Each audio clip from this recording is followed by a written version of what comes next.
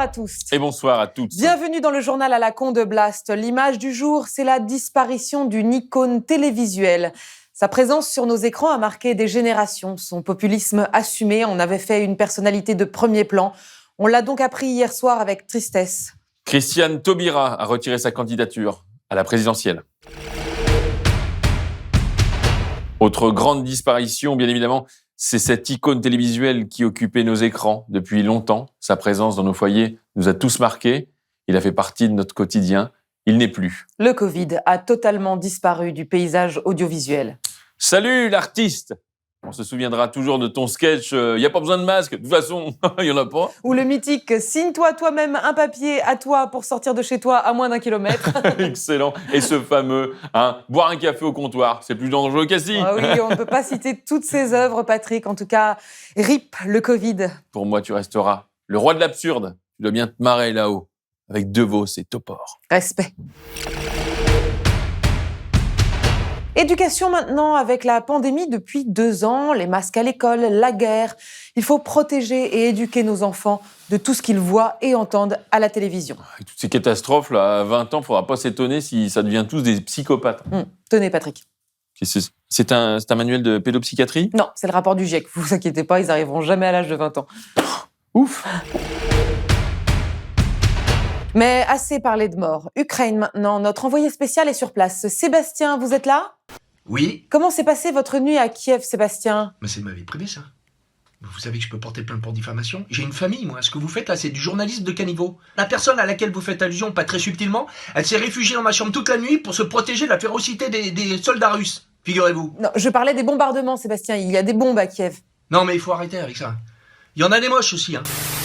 Nous avons perdu la liaison avec Sébastien. Non, c'est pas une liaison. C'est pas une liaison, c'est une passade. C'est arrivé avec l'adrénaline. C'est des choses qui arrivent, ça.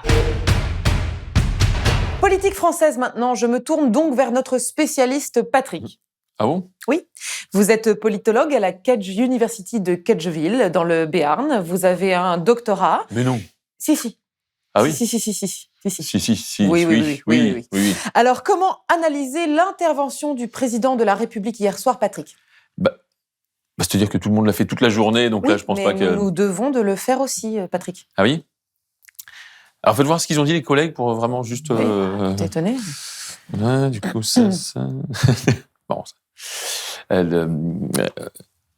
oui. Alors, oui. Le président a été à la hauteur de la situation. Il a été à la fois ferme sur les positions européennes et françaises, tout en laissant ouverte la porte au dialogue avec Vladimir Poutine. Il a été très bien. Voilà. Après, bon, ça reste un connard. Témoignage à présent, de nombreux habitants envoient des vidéos pour faire part de leur inquiétude face à l'agression russe. Françoise, quel est le climat là-bas ? Atroce. On n'a rien à bouffer.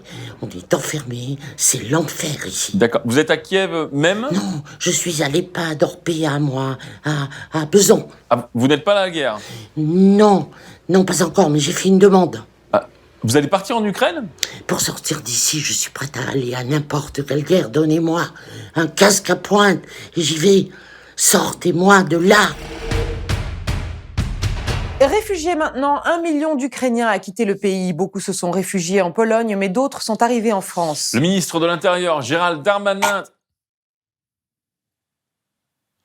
Le ministre de l'Intérieur, Gérald Darmanin.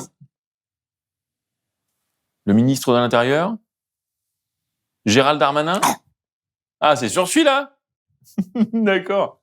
Le ministre de l'Intérieur a annoncé ce matin sur France Inter la mise en place à Calais de dispositifs spéciaux pour les Ukrainiens en attendant qu'ils puissent rejoindre leur famille en Angleterre. Parfait. Il va donc falloir que les bulldozers fassent demi-tour pour rapporter les tentes éventrées et les camps détruits des Érythréens, Syriens, Afghans, Soudanais, Libyens qui réclamaient eux aussi un peu d'humanité. Exploration spatiale. Dans l'ISS, il y a actuellement 2 Russes, un Allemand, un Chinois. Ah oui, je connais. Ouais. Ah, c'est pas le début d'une blague ? Non, c'est une information, Patrick. Ah, pardon. C'est pas celle avec le rabbin dans les étoiles ? Non, Patrick, non. C'est une rumeur vite démentie, heureusement, qui disait que la Station spatiale internationale pourrait être précipitée sur les États-Unis ou l'Europe par les Russes. C'est ça, la chute ? Oui. Oh, moi, je préfère celle avec le rabbin qui se coince la bite.